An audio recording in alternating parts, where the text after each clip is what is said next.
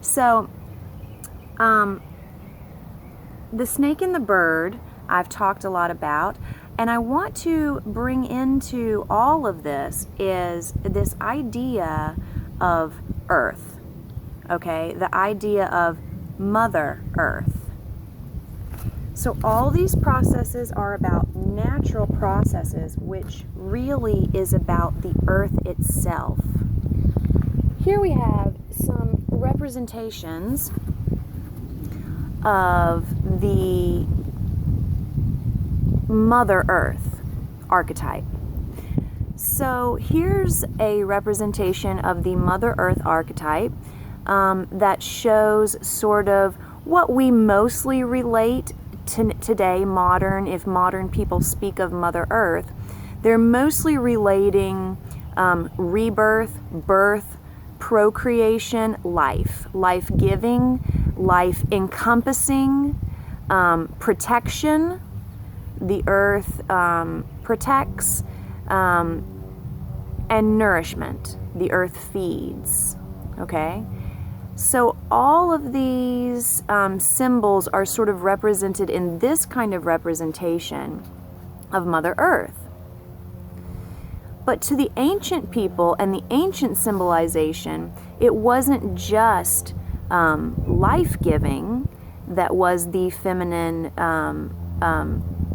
symbolism, but also the taking of the dead, okay?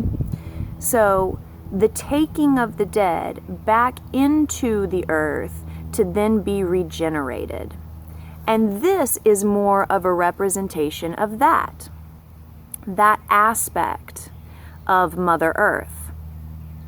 The processes of the earth include death. This is a hard concept. It's kind of painful and uncomfortable to talk about this part because we don't want to think that the same love that creates us also decreates us, also allows us to die. But the truth is that in these natural understandings of world processes, there is no such thing as death. It is simply energy changing forms. So in a very practical biological way, we could say, if I get eaten by a lion, yes, it's death for me, but it's life for the lion, which then goes on to create other life by pooing, and then the bugs eat that, and then the bugs go under the earth, and they become food for the plants. And so then the plants grow, and then they are food for other humans. The whole carbon cycle really is about this aspect of Mother Earth. It's about taking the dead, the motherly job that the birds of prey, not the birds of prey, but the Carian birds do. They take the dead. It's a very compassionate job that not everyone can do. Okay, so only the most compassionate. And so you see here the mother, she's got the wheat, okay, but she's old. She's the crone. She's no longer the mother. She's old. She's got wheat. So yes, she provides food. Okay? She's got skulls as her necklace and skulls as her earrings. Because when the carrion birds take your flesh, what they leave is bone. So these people would leave the carcasses out for like a year.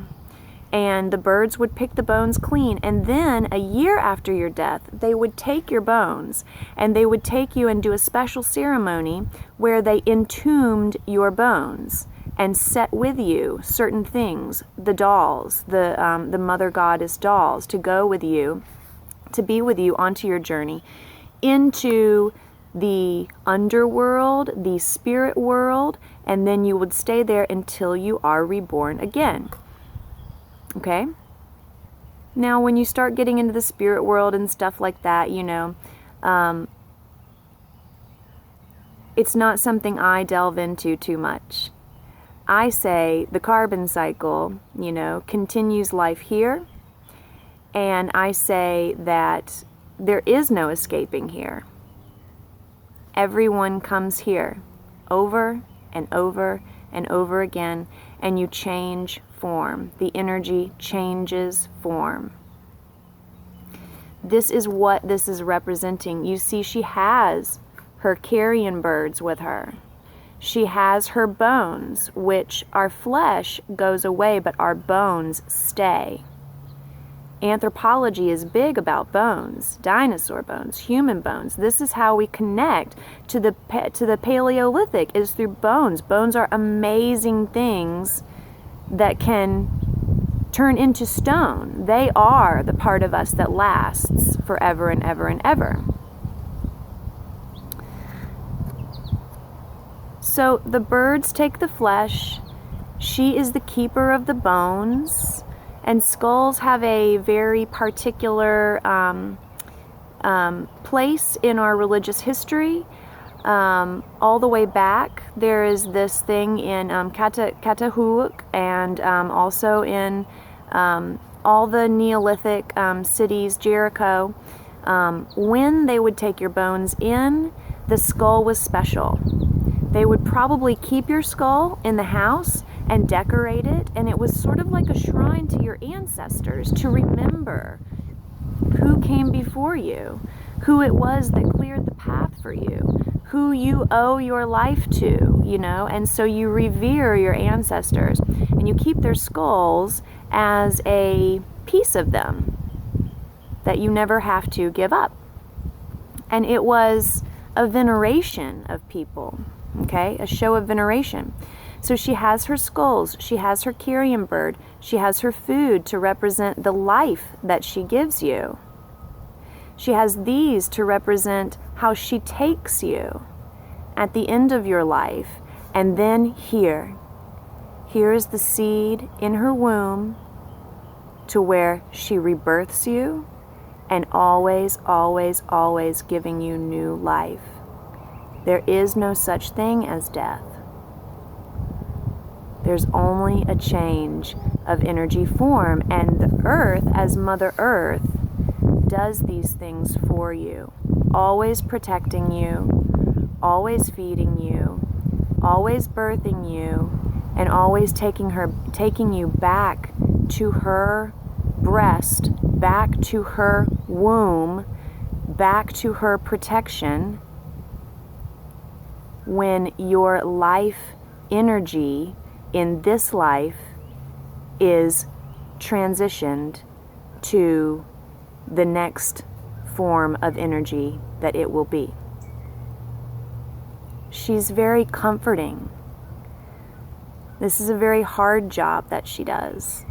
I mean, this is a hard job, right? And this is a hard one too. And she can do all of that.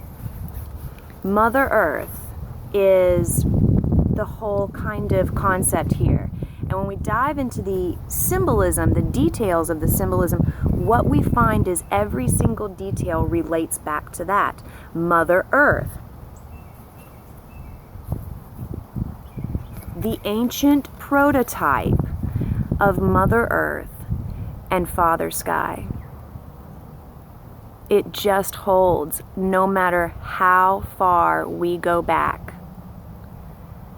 So I think that this is my favorite. I think that it is the most positive for our psychology and for where we need to move into the future. We have to learn and re-embrace the feminine. We have to relearn the feminine, re-embrace the feminine, so that we can understand Mother Earth. Because right now, what we have is, we've had a very, very long time where our focus has been Father Sky, and she's sort of gotten lost. And you can see that that is very problematic. We are facing major problems right now because we have sort of forgotten Mother Earth.